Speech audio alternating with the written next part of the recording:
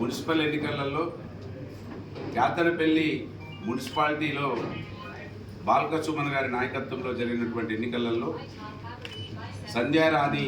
చైర్పర్సన్గా ఎన్నుకోవడానికి యాతనపల్లికి సంబంధించినటువంటి BRS party కౌన్సిలర్లు, సిపిఐ కౌన్సిలర్లు రాష్ట్ర మొత్తం యావత్ రాష్ట్రానికి ఆదర్శంగా నిలిచిరని నీతిగా నిజాయితీగా 2.5 సంవత్సరాల కాలం పాటు అధికార పార్టీ ఉండంగా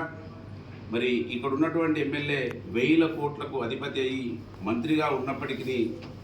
వారు మా పార్టీ ముఖ్యం, మా నాయకుడు ముఖ్యం, మేము నీతిగా నిజాయితీగా ఉండదలుచుకుంటామని వారు గొప్ప సందేశాన్ని ఇచ్చిన విషయాన్ని మంత్రిలో మేము ఉండి వారి యొక్క నీతికి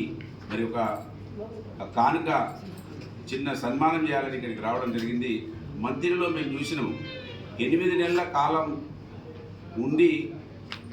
8 నెలల కాలం మున్సిపల్ చైర్మన్గా ఉంటే ఆ 8 నెలల కాలాన్ని కూడా మరి అవిశ్వాసాని కోసం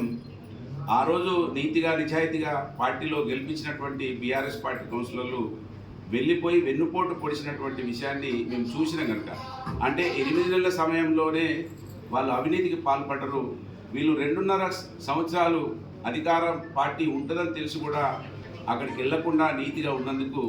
ఒక చిన్న సన్మానాన్ని చేయాలని బీఆర్ఎస్ పార్టీ మంత్రి నుంచి మేమందరం వచ్చి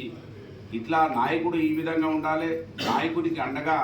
మరి కింద ఉన్నటువంటి నాయకులు ఉండాలని ఒక సందేశం ఇవ్వడానికి ఇక్కడ రావడం జరిగింది.